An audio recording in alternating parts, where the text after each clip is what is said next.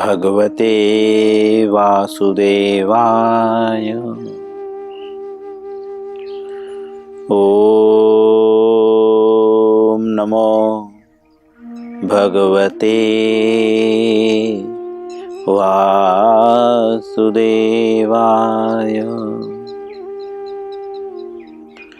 ओम नमो भगवते वासुदेवाय।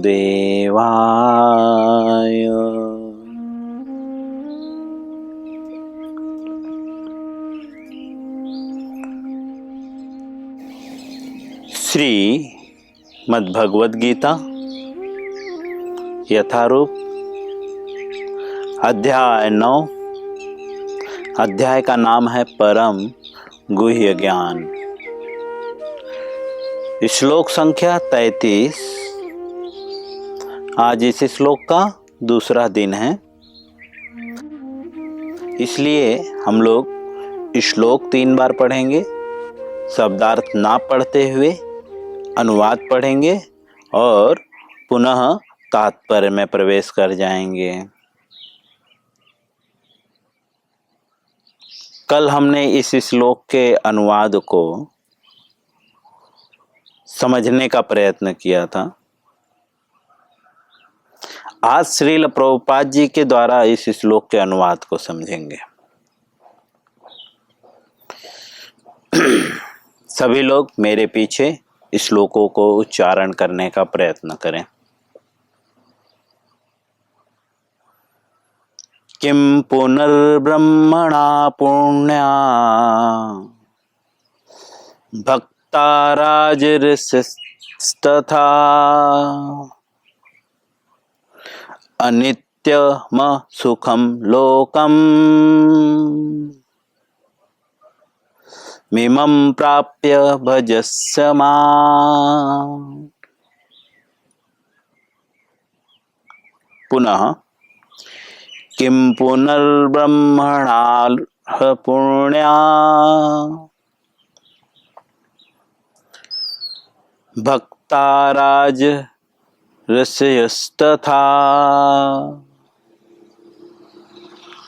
अनित्यम सुखम लोकम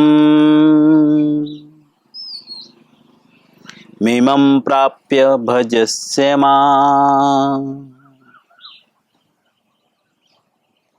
पुनः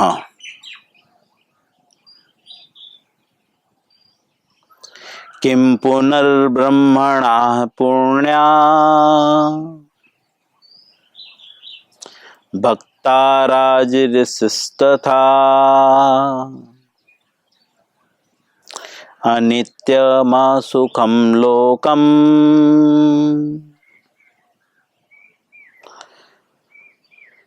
मिमं प्राप्य भजस्य माम्।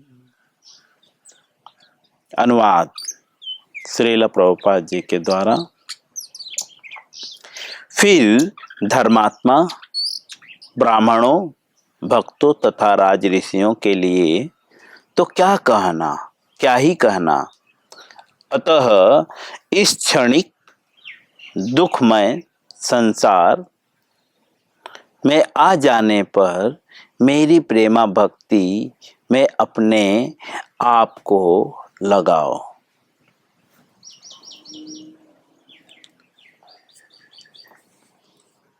जैसा कि धर्मात्मा कौन है कल हमने समझा था, ब्राह्मण कौन है यह भी हमने समझा था, भक्त कौन है और राजऋषि कौन है। ठीक है, और यह दुखालय संसार कैसा है, इसकी तो आपको व्याख्या करने की जरूरत नहीं। प्रतिदिन हम सुखों के लिए, क्षणिक सुखों के लिए जो है दुखों का वर्ण करते हैं, है ना। अन्न खाने से थोड़ा सा सुख मिलता है, उसके लिए हम 8 घंटे मेहनत करते हैं और वह अन्न कितने देर में खत्म हो जाता है? 15-20 मिनट में। उससे ज्यादा नहीं।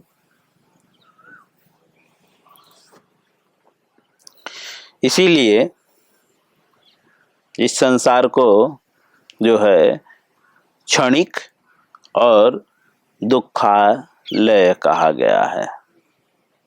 ये दुखमय संसार है।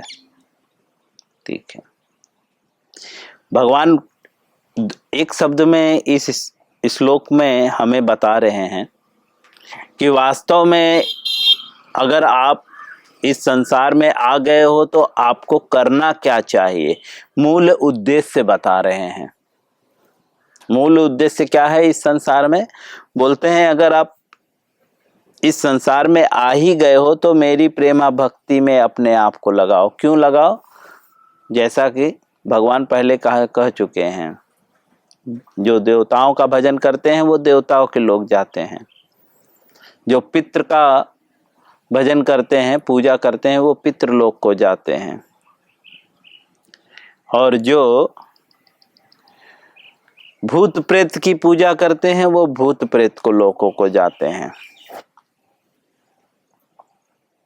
इसीलिए भगवान बोलते हैं मेरी प्रेमा भक्ति करो। क्यों? क्योंकि तुम मेरे लोक वापस आ जाओ। ये मनुष्य जीवन का उद्देश्य है। अथातो ब्रह्म जिज्ञासा, ब्रह्म की जिज्ञासा करना। चलिए श्रील प्रभुपाद जी के द्वारा इस श्लोक को समझने का प्रयत्न करेंगे। श्रील प्रभुपाद जी जो है इस श्लोक की व्याख्या करते हुए कहते हैं, इस संसार में कई श्रेणियों के लोग हैं। श्रेणियां मतलब कोई ब्राह्मण है, कोई वैश्य है, शूद्र है, राजा है, रंक है। रंक मतलब भिखारी, राजा मतलब पैसे वाला, है ना। योगी हैं, जोगी हैं, भोगी हैं, रोगी हैं।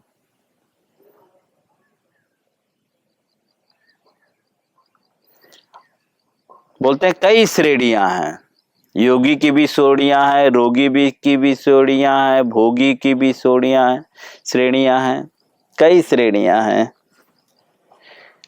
आगे लिखते हैं, किंतु तो भी यह संसार किसी के लिए सुखमय स्थान नहीं है। किसी के लिए भी, चाहे वो रोगी हो या योगी हो, किसी के लिए भी यह स्थान सुखमय नहीं है। भक्तों के लिए भी यह स्थान सुखमय नहीं है। लेकिन भगवान भक्तों की जो है स्पेशल केयर करते हैं।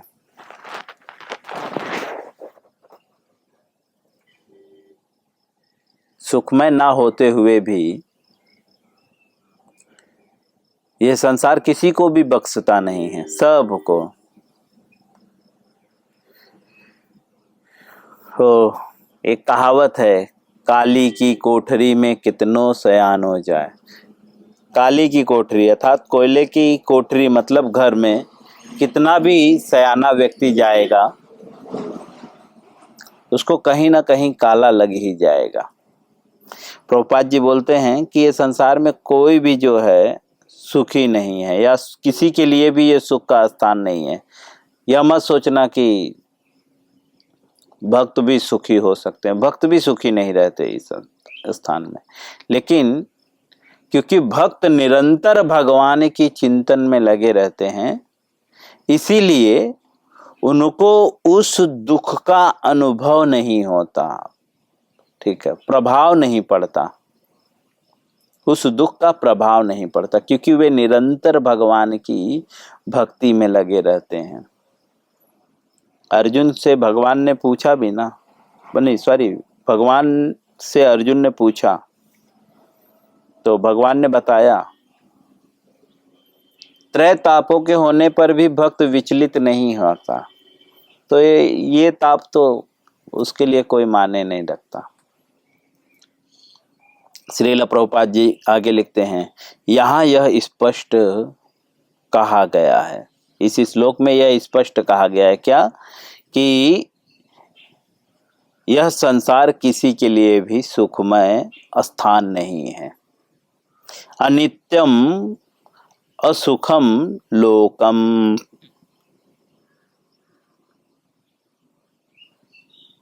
आगे लिखते हैं, यह जगत अनित्य तथा दुखमय है और किसी भी भले मनुष्य के रहने लायक नहीं है। प्रभुपाद जी कहते हैं किसी भी भले मनुष्य के लिए यह रहने लायक नहीं है। भला मनुष्य मतलब जो अच्छे काम करता है। इस संसार में एक ही अच्छा काम है, बाकी कलो दोषे निधे राजम अस्ति एक महान गुण। कलयुग जो है दोषों का सागर है। आप सोच रहे हैं पूजा भी अच्छा है, लेकिन पूजा के लिए जो आप सामग्री प्रयोग कर रहे हैं उसे बहुत जिस विधि से उसे बनाया और उगाया जा रहा है। अभी सपोज हवन सामग्री को जो पैकिंग करने के लिए जो कंपनी है ना, उसने जिस व्यक्ति को रखा हुआ है वो व्यक्ति सुखी थोड़ी है। चल रहा है उसका, महाराज क्या करें, पगार कम है, कोई सुखी नहीं है। कष्टों को देकर आप बोलेंगे घी, हवन के लिए घी की जरूरत होती है। गायों को इंजेक्शन दे देकर दूध निकाला जा रहा है और फिर उनके पास समय नहीं है तो कृत्रिम विधि से दूध को दही बनाया जा रहा है और कृत्रिम विधि से जो है दही से मक्खन और मक्खन से जो है घी निकाला जा रहा है।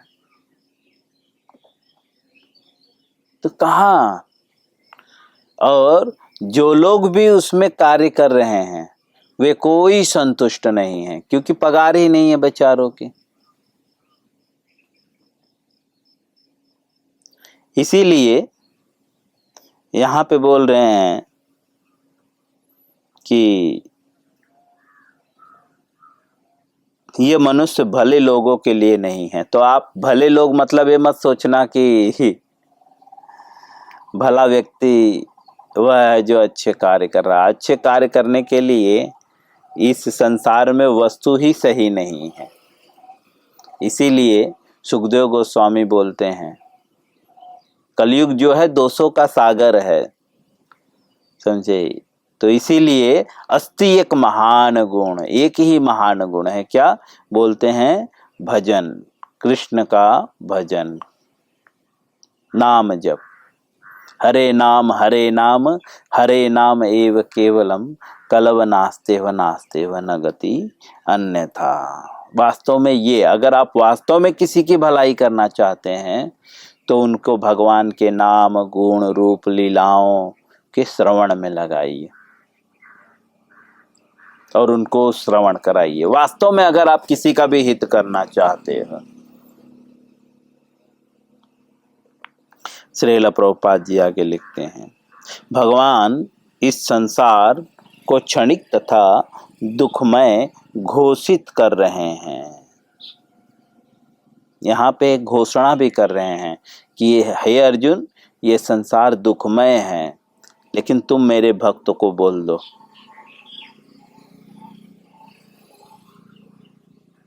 आगे लिखते हैं, कुछ दार्शनिक विशेष रूप से मायावादी कहते हैं कि यह संसार जो है मिथ्या है, किंतु भगवद गीता से हम यह जान सकते हैं कि यह संसार मिथ्या नहीं है, अनित्य है।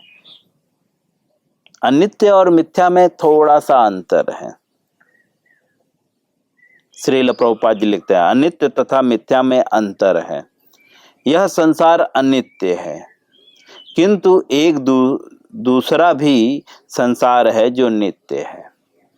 अनित्य का मतलब यह संसार हमेशा नहीं रहने वाला है, लेकिन प्रभुपाद जी बोलते हैं एक दूसरा भी संसार है जो नित्य है, मतलब वो हमेशा रहने वाला है। यह संसार दुखमय है, किंतु दूसरा भी एक संसार है जो नित्य तथा आनंदमय है। अर्जुन का जन्म ऋषि तुल्य राजकुल में हुआ था। अर्जुन का जन्म कहाँ हुआ था? बोलते हैं ऋषि कुल राजकुल में हुआ था। अतः भगवान उससे भी कहते हैं मेरी सेवा करो और शीघ्र ही मेरे धाम को प्राप्त करो। प्रभुपाद जी बोल रहे हैं कि अर्जुन कोई सामान्य व्यक्ति नहीं था, राज्य कुल में था और राज्य कुल में जन्म लिया था, लेकिन वे राजा कैसे थे? बोलते हैं ऋषि तुल्य थे। ऋषि मतलब भगवान के विषय में भली भांति जानते थे, वे धर्म को भली भांति जानते थे, उन्हें शास्त्रों का भली भांति अनुभव था। तो कहते हैं इसीलिए कि ऋषि तुल्य होते हुए भी वे अर्जुन को क्या उपदेश देते हैं? बोलते हैं मेरी सेवा करो और शीघ्र ही मेरे धाम को प्राप्त करो। हम आप तो अर्जुन के लेवल पे भी नहीं हैं, उसके बाद हमारी आपकी क्या कहना। जब अर्जुन जैसे व्यक्ति को भगवान बोलते हैं यहाँ पे मत रहो, मेरी सेवा करके यहाँ से निकलो, घर पे चलो। धाम, भगवान का धाम मतलब भगवान के घर पे। भगवान बोलते चलो मेरे घर चलो। किसी को भी इस अनित्य संसार में नहीं रहना चाहिए, क्योंकि यह दुखमय है। दुखमय मतलब यहाँ पे सुख का अनुभव नहीं किया जा सकता। श्रील प्रभुपाद जी लिखते हैं प्रत्येक व्यक्ति को भगवान के हृदय से लगाना चाहिए। प्रत्येक व्यक्ति को जो है भगवान को हृदय से लगाना चाहिए। यहाँ पे के की जगह पे को होना चाहिए, थोड़ा सा सब गलती हो गई है शायद। उससे क्या होगा? जिससे जो है वह सदैव सुखी रह सके।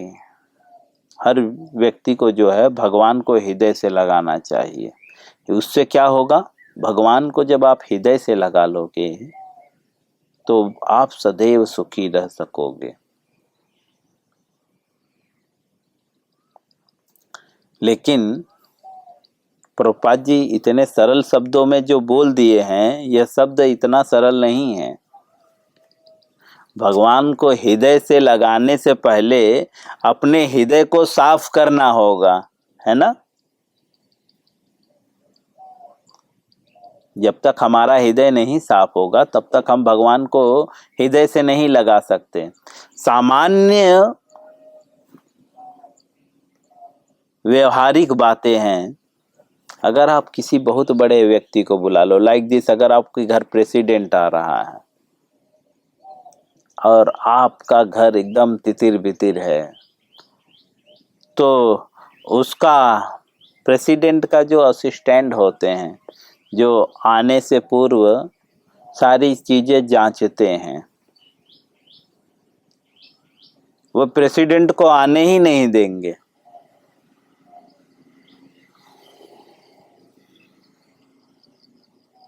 उसके लिए अपने हृदय को साफ करना होगा। उस प्रेसिडेंट को बुलाने के लिए अपने घर को बहुत साफ और सुरक्षित रखना होगा, तब संभव। जब सामान्य व्यक्ति को बुलाने के लिए इतनी व्यवस्थाएं करनी होती है, तो भगवान को अपने हृदय से लगाने के लिए जो है कितनी व्यवस्था करनी पड़ेगी, क्योंकि भगवान तो सर्वे सर्वा हैं। उनके लिए एक लोक नहीं, असंख्य लोकों के स्वामी हैं वे। असंख्य अर्थात जिसकी कोई संख्या ही नहीं है। आप ऐसा नहीं बोल सकते कि 1000, 2000, 10 लाख, करोड़, 10 अरब। असंख्य, अगणनीय, जिसकी गणना नहीं कर सकते।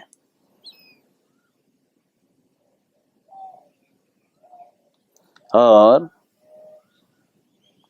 श्रील प्रभुपाद जी आगे लिखते हैं कि अगर आप सदैव सुखी होना चाहते हैं तो भगवान को हृदय से लगाना होगा। बहुत सारे भगवान हैं, शिव भगवान, गणेश भगवान और भी कई भगवान हैं। बट श्रील प्रभुपाद जी भगवत गीता के पूर्व ही शुरुआती तौर पे ही हमें बता चुके हैं कि भगवान देवताओं के, भगवान शब्द जो है देवताओं के लिए भी प्रयोग होता है, लेकिन भगवत गीता में जब भी भगवान शब्द आएगा तो वह कृष्ण के लिए संबोधन है। प्रभुपाद जी ने कहा है, शुरू में ही कह दिया है कि भगवत गीता में जब भी भगवान शब्द की व्याख्या होगी तो आप समझ लीजिए भगवान कौन है, तो कृष्ण, कृष्ण को संबोधन किया जा रहा है यहाँ पे भगवान के नाम। तो अर्थात कृष्ण को अपने हृदय से लगाओ।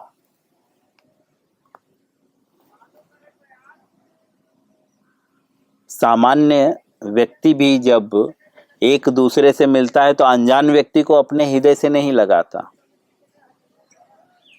जिसे वह भली भांति जानता है ऐसे व्यक्ति को ही वह अपने हृदय से लगाता है।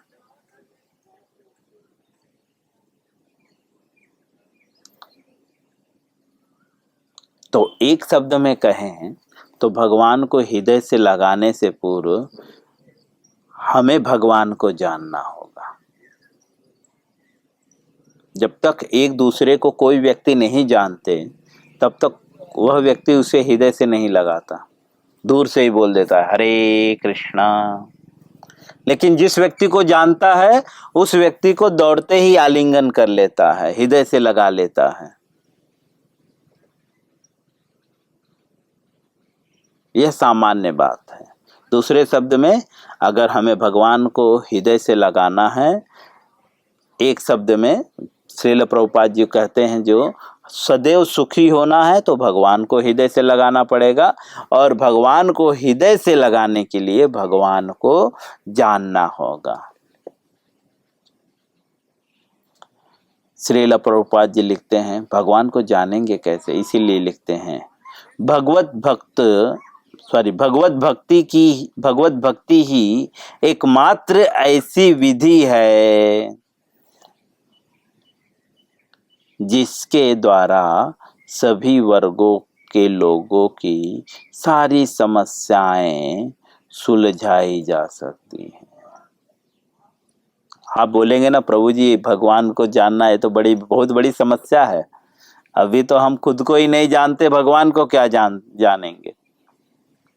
हम खुद को ही भूल बैठे हुए हैं, स्वयं को शरीर मान बैठे हुए हैं, सिर्फ मुंह से बोल रहे हैं हम आत्मा हैं, लेकिन जानते नहीं हैं कि एक्चुअली हम आत्मा हैं। तो इसीलिए श्रील प्रभुपाद जी बोलते हैं सारी समस्या सुलझ जाएगी या सुलझाई जा सकती है।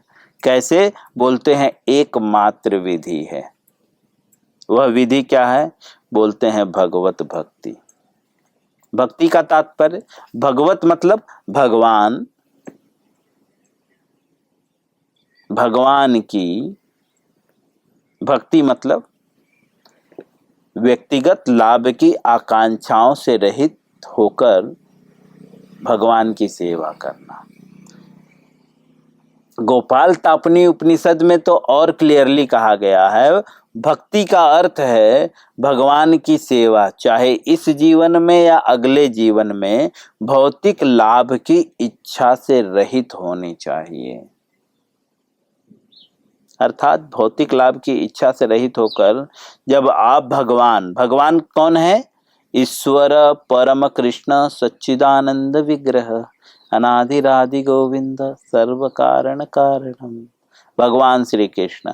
और जैसा कि मैंने कहा, प्रभुपाद जी पहले ही बता चुके हैं, भगवान शब्द सिर्फ कृष्ण के लिए प्रयोग किया जा रहा है। अर्थात कृष्ण की भक्ति ही एकमात्र ऐसी विधि है जिसके द्वारा सभी वर्गों के लोगों को, सभी वर्ग मतलब चाहे वो चांडाल हो या ब्राह्मण हो, सभी वर्गों के